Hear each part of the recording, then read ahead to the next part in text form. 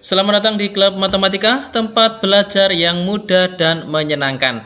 Oke, pada kesempatan kali ini kita belajar bersama-sama. Ini adalah video pembelajaran kelas 5, tema 3, subtema yang kedua, pembelajaran yang kelima bersama kami Klub Matematika. Ayo sekarang kita membaca ya. Di sini ada bacaan yang berjudul tentang pentingnya makanan sehat. Usia anak antara 2 hingga 12 tahun merupakan usia pertumbuhan. Karenanya penting bagi anak-anak di usia ini untuk mengkonsumsi makanan yang baik dan bergizi. Makanan yang disajikan hendaknya menyediakan protein, kalsium, zat besi, dan vitamin untuk perkembangan dan pertumbuhannya. Paragraf selanjutnya yaitu paragraf yang kedua. Makanan antara lain bermanfaat sebagai sumber energi, pelindung tubuh terhadap penyakit, sumber pembangun pertumbuhan dan perbaikan tubuh. Makanan juga bersifat mengganti sel-sel tubuh yang rusak atau tua dan sebagai pelindung organ-organ penting. Berikutnya di paragraf yang ketiga. Akan tetapi, makanan yang sehat saja tidaklah cukup. Agar tubuh tetap sehat, kita perlu berolahraga secara cukup dan teratur. Berat badan dapat dikontrol melalui olahraga, sehingga kita dapat terhindar dari obesitas. Olahraga juga dapat mencegah penyakit jantung dan darah tinggi, serta meningkatkan memori. Dengan berolahraga, jantung dan paru-paru bekerja secara efisien, sehingga energi yang dihasilkan menjadi semakin besar dan siap untuk kita pergunakan untuk berbagai aktivitas ya. Sekarang dari membaca ini, ayo kita bermain peran ya. Silakan dibuka buku siswa di tema 3 halaman yang ke-74. Di sini ada iklan elektronik demam berdarah. Ada diskusi, ada percakapan antara Pak RT dan Ibu, kemudian dan Bapak. Ada 3 orang yang sedang bercakap-cakap ini. Kita mulai dari yang pertama yaitu Pak RT. Bapak-bapak dan ibu-ibu sekalian, perkenankan saya menyampaikan maksud pertemuan kita kali ini. Tepat pada hari Sabtu nanti, saya mengharapkan bantuan Bapak dan Ibu untuk serentak melakukan langkah 3M+ di lingkungan rumah kita masing-masing. Kemudian Ibu, apa Pak 3M+ itu? Mengapa kita harus melakukannya? Para ibu kemudian berbisik-bisik dan suasananya menjadi agak riuh. Kemudian Pak RT menjelaskan, akhir-akhir ini di lingkungan sekitar kita sedang banyak warga yang terkena demam berdarah, Bu. Bulan lalu saja yang mencatat ada 3 orang yang terkena. Penyebabnya adalah nyamuk, dan nyamuk itu menyukai tempat yang kotor. Oleh karenanya diperlukan langkah 3M+ untuk mengatasinya.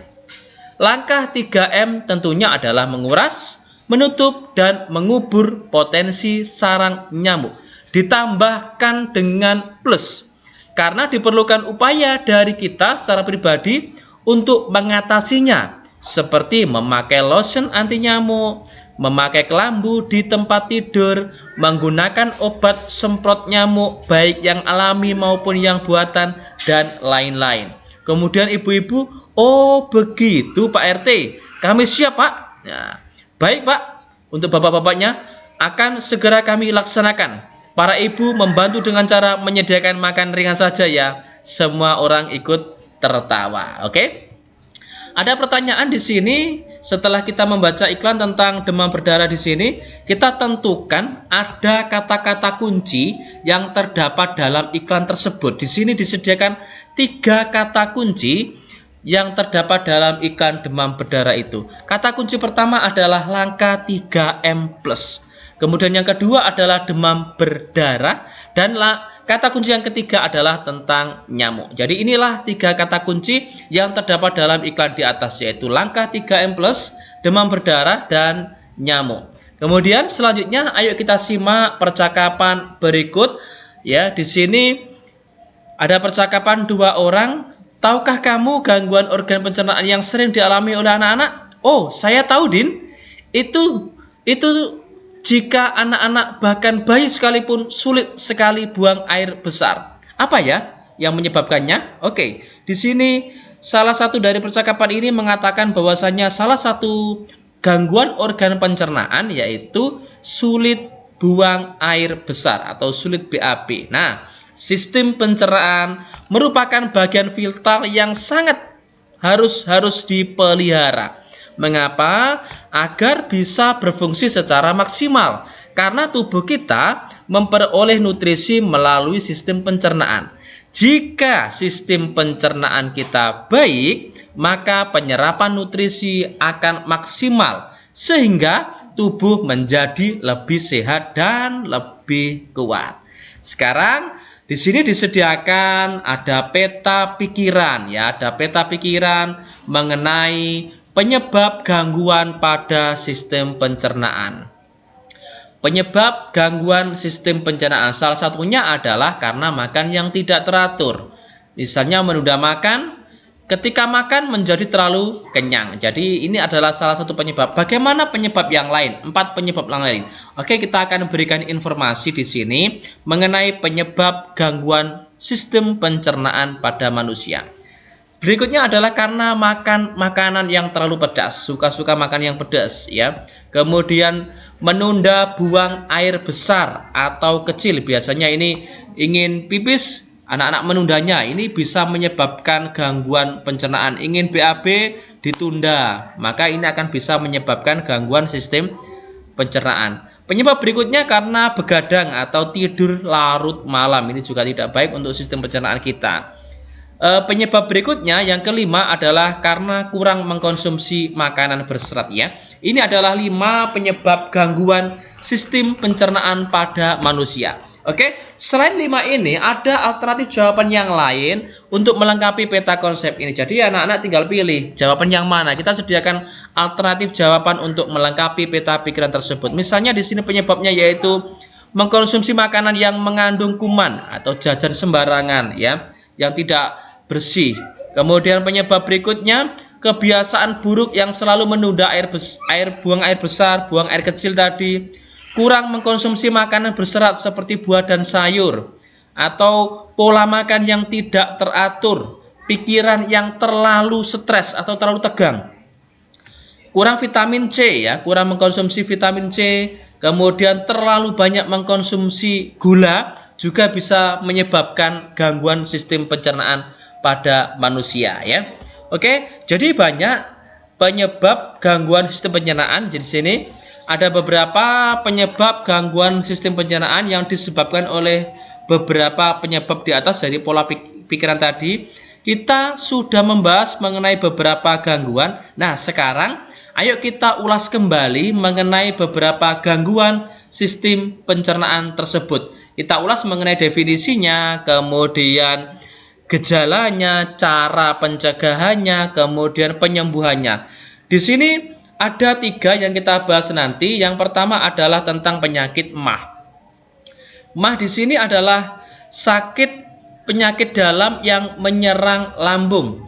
Biasanya ini terjadi karena ada luka pada lambung atau pada luka pada usus 12 jari. Gejalanya di sini adalah perut perih, kembung, hingga mual dan ingin muntah. Sebabnya di sini MAH bisa disebabkan karena infeksi bakteri. Makanan yang dikonsumsi bisa karena mengandung kuman. Penggunaan obat tertentu itu juga bisa menyebabkan sakit MAH. Nah, sekarang cara pengobatannya atau cara mengatasinya. Saat kita mengalami MAH, biasanya kita akan membutuhkan obat antasid untuk meredakannya. Namun jika disebabkan oleh bakteri, maka harus kita berikan antibiotiknya. Kemudian yang kedua, selain MAH di sini adalah sakit yang kedua adalah kolera. Di sini di buku siswa ada pertanyaan mengenai apa itu kolera, gejalanya apa, kemudian cara pengobatannya seperti apa ya. Di sini kolera merupakan penyakit infeksi akut yang disebabkan karena mengkonsumsi makanan atau minuman yang sudah terkontaminasi dengan bakteri. Gejala-gejala atau tanda-tanda penyakit kolera di sini adalah diare yang disertai dengan bintik-bintik putih serta disertai dengan muntah. Efeknya tekanan darah menurun. Pengobatan untuk sakit kolera di sini yaitu langkahnya yaitu kita mengganti cairan yang hilang. Tujuannya agar keseimbangan cairan di dalam tubuh tetap terjaga. Selain itu, kita harus menjaga cairan tubuh penting untuk mencegah timbulnya komplikasi yang lebih berat lagi. Kemudian penyakit yang ketiga di sini adalah diare. Kita apa itu diare, kemudian disebabkan oleh apa, dan bagaimana cara mengatasinya. Kita akan bahas di sini mengenai penyakit diare. Diare termasuk salah satu gangguan pencernaan yang menyebabkan kita sering buang air besar atau BAB dan fesesnya cair. Ya. BAB diare di sini disebabkan oleh infeksi parasit, bakteri atau juga oleh virus. Nah, diare jenis ini akan bisa hilang dalam waktu 1 sampai 2 hari. Bagaimana cara kita mengatasinya agar diare ini bisa segera sembuh? Intinya di sini saat diare biasanya kita akan membutuhkan cairan untuk mengganti cairan yang terbuang bersama BAB tadi, bersama feses tadi. Oleh karena itu, untuk mengatasinya maka kita perlu banyak minum air atau lebih baik adalah minuman yang bersifat elektrolit. Namun dalam kondisi diare yang sudah parah, biasanya kita butuh untuk diinfus ya untuk mengganti cairan yang hilang ya. Ini adalah 3 soal tentang apa itu penyakitnya, kemudian definisinya apa, kemudian disebabkan oleh apa, kemudian tanda-tandanya seperti apa, dan cara mengatasinya seperti apa. Dimulai dari tadi adalah kemudian kolera, dan yang ketiga ini adalah diare. Kemudian selanjutnya di sini adalah kita ada pertanyaan mengenai penyakit konstipasi. Bagaimana tentang konstipasi? Ya, kita jelaskan di sini. Konstipasi merupakan keadaan yang menyebabkan usus besar menyerap air secara berlebih sehingga feses menjadi keras. Pertanyaannya sekarang, ayo kita buat poster iklan masyarakat mengenai penyakit konstipasi. Untuk mempersiapkan poster ini, maka kita bisa membentuk dalam kelompok kecil. Ingat, poster harus memiliki 4 poin. Yang pertama harus ada judul, yang kedua isi, yang ketiga ada grafik, dan yang keempat ada hiasan. Judul di sini harus ditulis dengan rapi, menarik, dan cukup besar, dan bisa dijaga dibaca jarak 3 meteran ya. Kemudian isinya di sini tentang apa itu penyakit ini, penyebabnya apa, cara pencegahannya seperti apa, bagaimana penyembuhannya ya. Kemudian grafik di sini harus menggunakan grafik harus asli dan digambar sendiri, intinya warnanya harus jelas ya, mampu dilihat dengan jarak sekian meter. Kemudian berikutnya adalah hiasan. Di sini tujuannya adalah untuk menarik perhatian. Tapi ingat, hiasan di sini tidak boleh menutup atau mendominasi teks informasi maupun grafik. Jadi tujuannya hanya untuk menarik perhatian saja. Sekarang kegiatan bersama orang tua ya. Di dalam kegiatan bersama orang tua di sini baca kembali informasi yang kamu temukan tentang penyebab gangguan pada sistem pencernaan dan jenis-jenis gangguannya. Kemudian, mintalah orang tuamu untuk memberikan 5 pertanyaan yang berkaitan dengan informasi yang kamu miliki. Jawablah pertanyaan tersebut dengan lengkap dan jelas. Contoh pertanyaannya di sini, kita berikan 5 contoh pertanyaan mengenai kegiatan bersama dengan orang tua. Pertanyaan pertama di sini adalah, bisa apa penyebab seseorang bisa mengalami gangguan pencernaan? Contoh pertanyaan kedua misalnya di sini adalah, sebutkan jenis-jenis gangguan pencernaan beserta sebab dan cara mengatasinya. Pertanyaan yang ketiga di sini bisa tentang apa yang dimaksud dengan program 3M+. Pertanyaan yang keempat, contoh pertanyaan keempat di sini adalah, apa penyebab orang bisa mengalami sembelit?